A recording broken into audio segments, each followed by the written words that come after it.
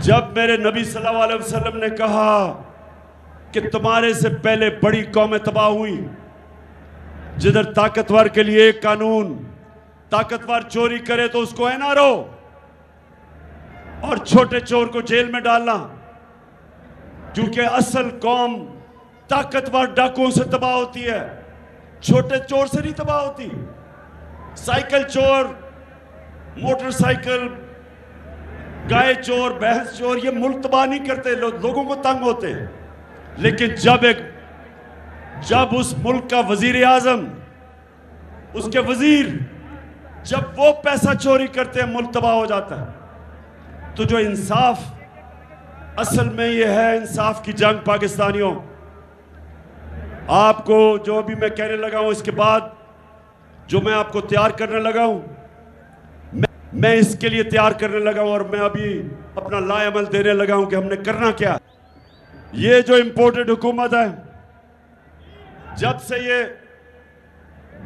ये इक़्तिदार में आए, इनकी ये कोशिश थी कि ये तहरीक इंसाफ को ख़त्म करें और अब हम हमेशा के लिए ऊपर बैठ जाएंगे और हमारे बाद हमारे बच्चे, सारों ने अपने बच्चे तैयार किए हुए बारियों के लिए कि जिस तरह हम भेड़ बकरियां हैं, एक जाएगा तो बच्चा आ जाएगा, और बच्चे भी फिटे हुए बच्चे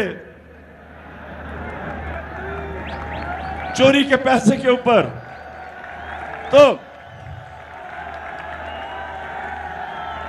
तो मैंने पहले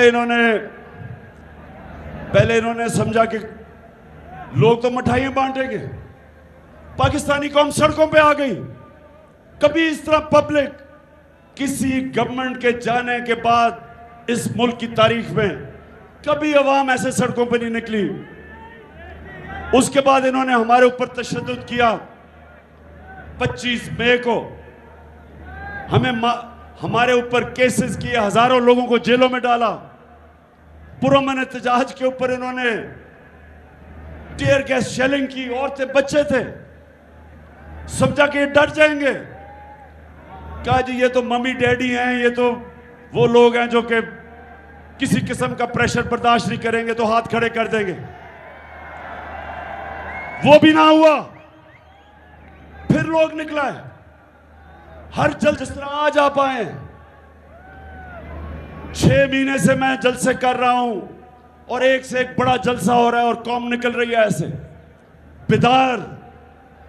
कौम समझ गई, शऊर है कौम में। फिर इन्होंने इलेक्शन करवाया। 17 जुलाई को पंजाब में 20 बाय इलेक्शन हुए। इलेक्शन कमीशन अपने साथ, इनके साथ एक बददियानतदार इलेक्शन कमीशन ने मिलकर पूरी कोशिश की इनको जिताने की। इलेक्शन हार गए। उसके बाद ये क्या कर रहे हैं, अब इनकी कोशिश है किसी तरह इमरान खान को मैच से डिस्क्वालीफाई किया जाए कि खेले ही ना, इसको किसी तरह नाअहल किया जाए, इसके ऊपर केसेस करो। हर किस्म के मेरे ऊपर केसेस किए। तौहीन मजहब का केस कर दिया। मदीना के अंदर ये शहबाज शरीफ और इसके वजीर गए। 27वीं रमजान थी, हम यहां शब्बे दुआ कर रहे थे तो पता चला इनको वहां चोर चोर की आवाजें लग गई।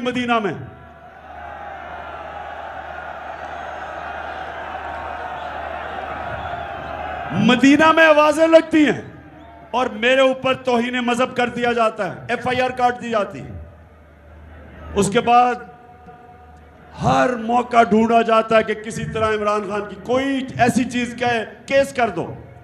मुझे यही नहीं पता कितनी 20 FIR तो हो चुकी है।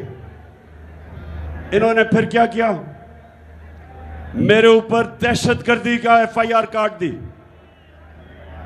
मुझे पकड़ने आ रहे थे, जेल में डालने आ रहे थे। और मैं आप सबको बताऊं, मैं तैयार बैठा था, बैग अपना मैंने पैक किया हुआ था, जेल के लिए मैं तैयार था।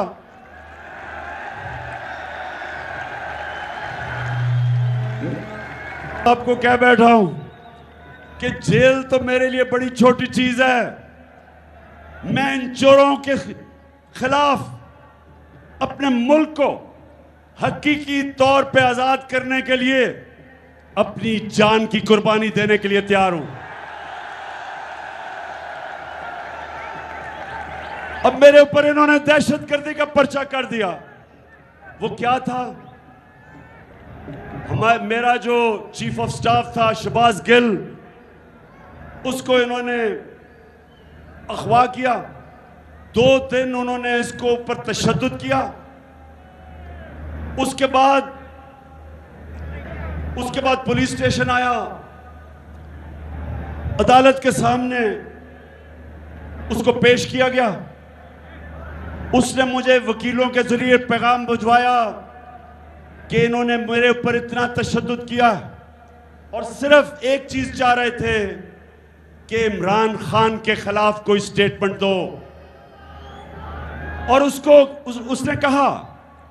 उसने कहा कि मैं और तशद्दुद बर्दाश्त नहीं। कहा कि अगर इन्होंने मुझे वापस रिमांड पे भेज दिया, दहशतगर्दी है।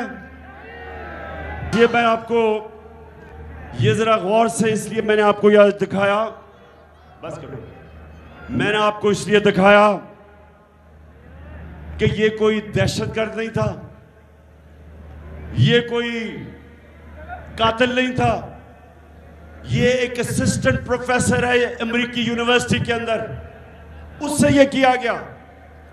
इसके ऊपर मैंने रिएक्ट किया था। जो मेरे ऊपर तौहीन अदालत का केस है, उसके ऊपर तो मैं बात नहीं करूंगा क्योंकि वो सब जुडिस है।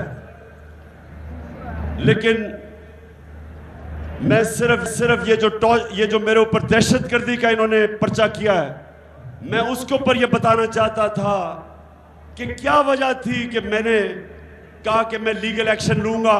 इस वजह से मैंने जब इसके ये हाल देखा तो गुजरावाला, मैं ये जरूर कहना चाहता हूं क्या हुआ है। मैं जब हुकूमत में भी था, मैं अब भी ये कहता हूं कि ये जो अतहर बिन अल्लाह का जो हाई कोर्ट है इस्लामाबाद का, इसने बड़े ज़बरदस्त फैसले किए हैं। मैं इसकी कई दफ़ा इनकी तारीफ की है। इन्होंने स्टैंड लिए हैं ऐसे, और मैं कभी जो भी ये फैसला करेंगे मैं कबूल करूंगा। उन्होंने मुझे बात करने की इजाज़त नहीं दी। अगर बोलने देते तो मैं शायद कुछ बता ही देता कि किस माहौल में मैंने किया। बहरहाल वो केस अभी चलेगा।